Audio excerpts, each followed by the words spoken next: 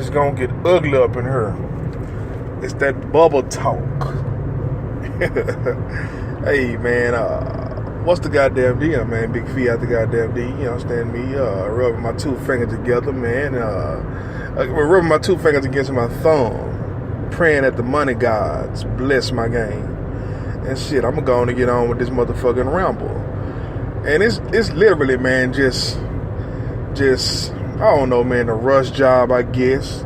Didn't even think I was gonna click on, but I just said, I'm gonna click on just to click on. And I'm gonna make this a squabbling game edition, man. It's been so much going on in the world of boxing and MMA, you know.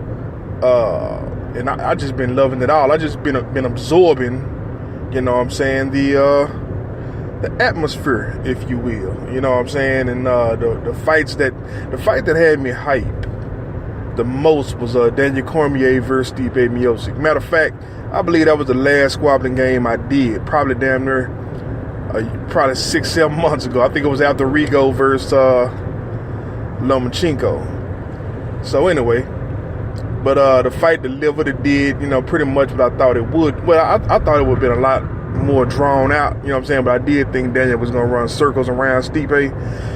You know, people wanted to give Stipe a chance, and I just, you know, I could envision Stipe knocking out Daniel Cormier, but in actuality, I was like, I just don't see how it get done. I could see it happening, but I don't see how it gets done, man. Shout out to Chael Sonnen, who put that in words better than I ever could, you know what I'm saying? Articulated that fact, but I just couldn't see how Stipe could, I didn't think he was going to out-scramble Daniel. I didn't think he was going to get Daniel on his back. If he did get Daniel on his back, it wouldn't be for long. You know, like he wasn't going to finish him there. And, yeah, and one thing I noticed, man, Daniel is short, scrappy, he's fast. He likes to put pressure on. He got a lot of pop. You know, it's going to take somebody that know how to fight, you know, laterally, you know, do a lot of movement, you know what I'm saying, to keep Daniel off his game, you know what I'm saying, to lure Daniel into somebody like that boy Israel, the boy Stylebender, I can't even pronounce his name, but the Stylebender, a cat who can fight like that, that's the type of style that would probably give Daniel a bunch of issues, you know what I'm saying? But if you try to go toe-to-toe with this motherfucker, he got every skill set to fight that off, you know. Now, people are trying to say him versus Yoel Romero.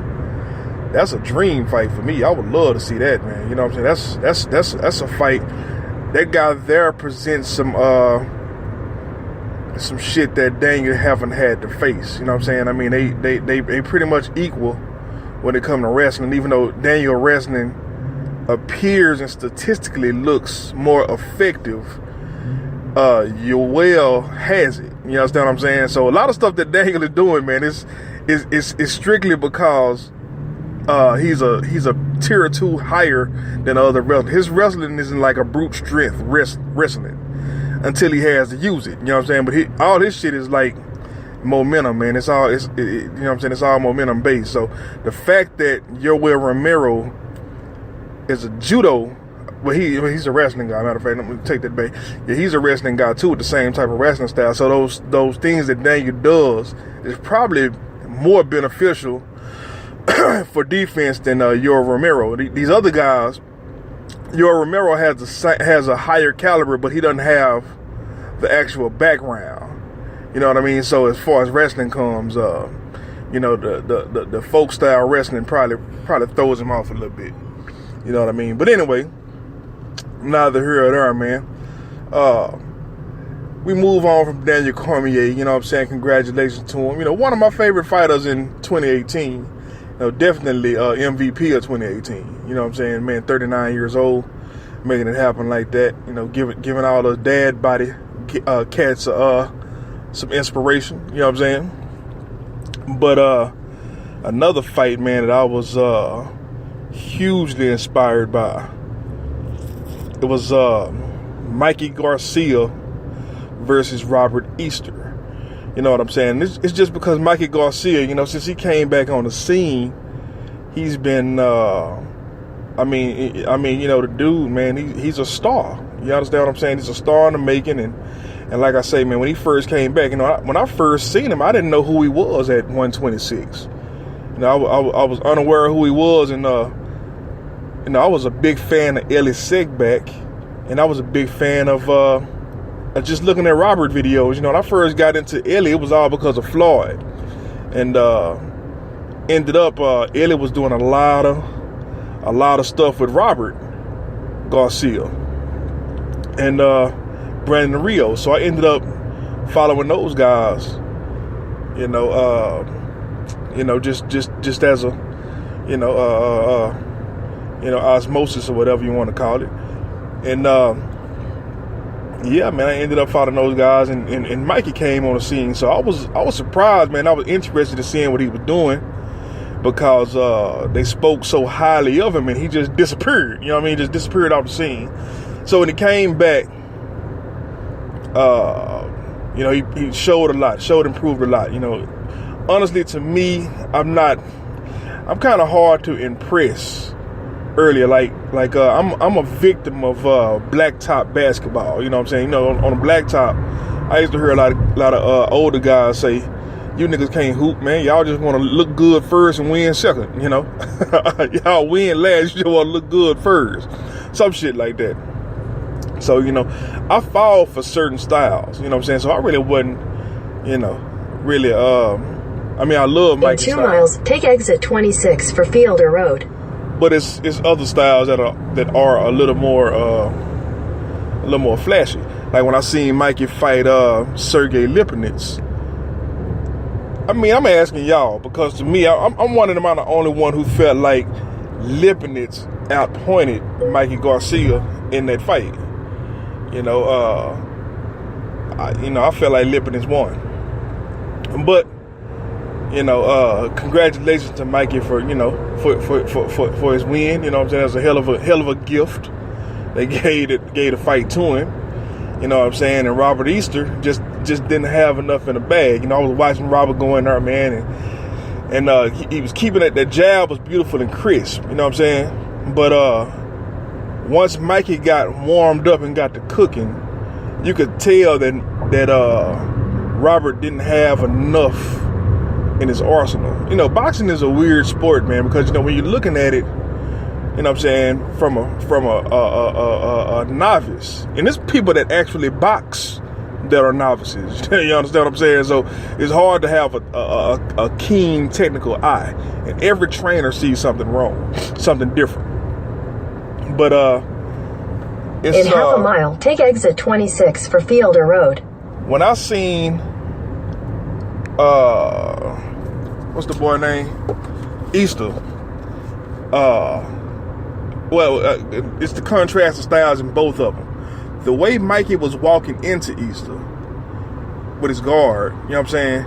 It was throwing Easter off where Easter couldn't get. Take exit 26, then keep right at the fork. All the combinations that he wanted. And when Easter would try to fight on the inside, you know what I'm saying, he would have success with Mikey, but it wasn't keep right at the fork. It wasn't a smart place for him to be, because he wasn't you could tell he was kind of like a fish out of water. It was like it was only so much he could do.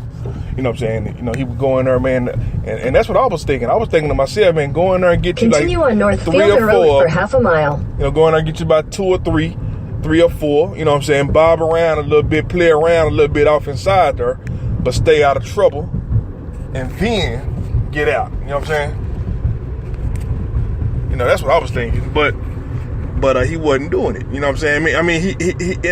He tried it for a short period of time. It was like he heard me, like, man, you got to get in there, man, and make this a fight, bro. Because this standing on the outside, you're actually at Mikey's range. Even though you are a rangy fighter, you're at his range. So for any boxer, man, that listen to anything that I say, you know what I'm saying? Because I'm not a fighter, man. I don't, understand what I'm saying. But I do believe in my, you know what I'm saying, my sight. You know what I'm saying? I do think I have sight beyond sight. You know what I'm saying? On my line, oh shit. And I do believe that I can see some shit. Now, doing it is another thing. You know what I'm saying?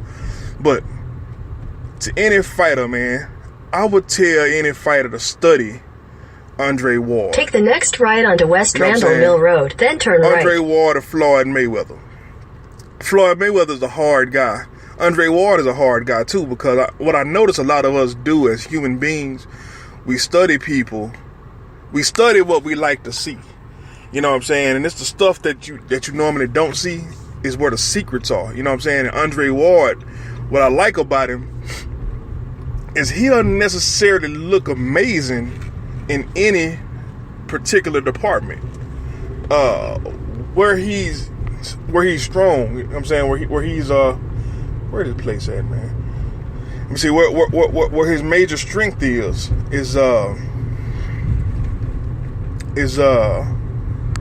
me see, man. Let me see.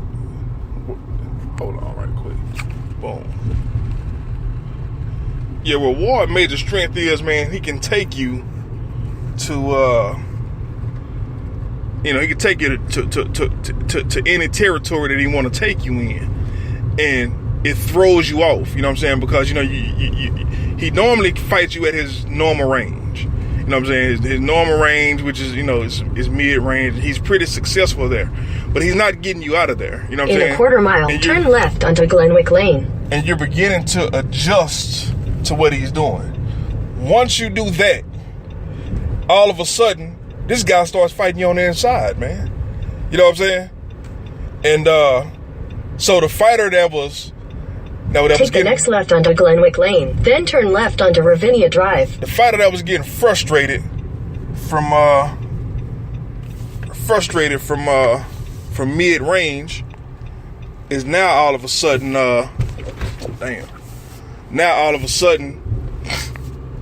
getting frustrated from being caught up in the mid range. In 800 feet, turn right onto Inverness Drive. You know what I'm saying? And right when the fight started getting rough and tough, you know what I'm saying, it started getting, mean-spirited or whatever, Andre Ward goes right onto back. Inverness Drive, then turn right onto St. Clair Drive. Go right back to where he's comfortable.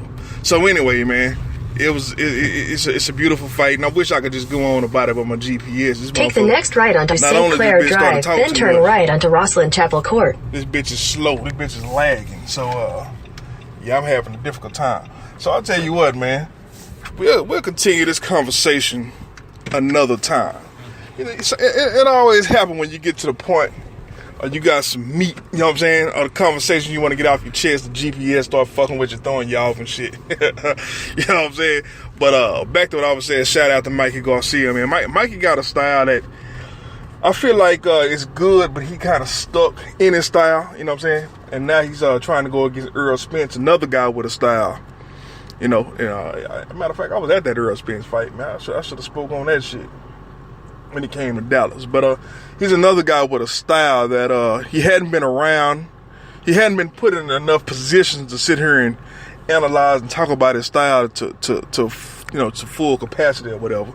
You know what I mean? So, but just basically off of what he does is also amazing. You know what I'm saying? So he's basically a bigger version of Mikey Garcia. And when I look at Earl Spence and Mikey Garcia, I ask myself a simple question. Can Mikey Garcia beat Use the left two lanes Canelo to turn Alvarez left to stay on West Randall Mill Road? You know what I'm saying? If I think Mikey Garcia got a chance against Canelo Alvarez, I would say Continue on West Randall Mill Road for half a mile.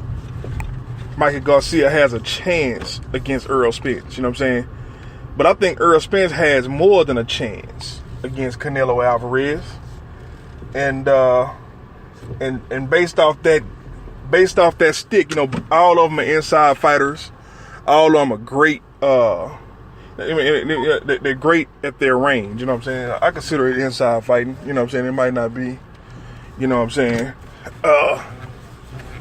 the major deal, but I consider it inside fighting. So, based on that, man, right there, that little stick right there alone kind of make me feel like Mikey is a little bit outmatched, whether it's weight. Continue on West Randall Mill Road for half a mile. Weight, pressure, you know what I'm saying, or whatever. But like I say, I have seen, I seen Mikey training video of Mikey Ellie Seckback did, you know what I'm saying, with him ripping the heavy bag with body punches. And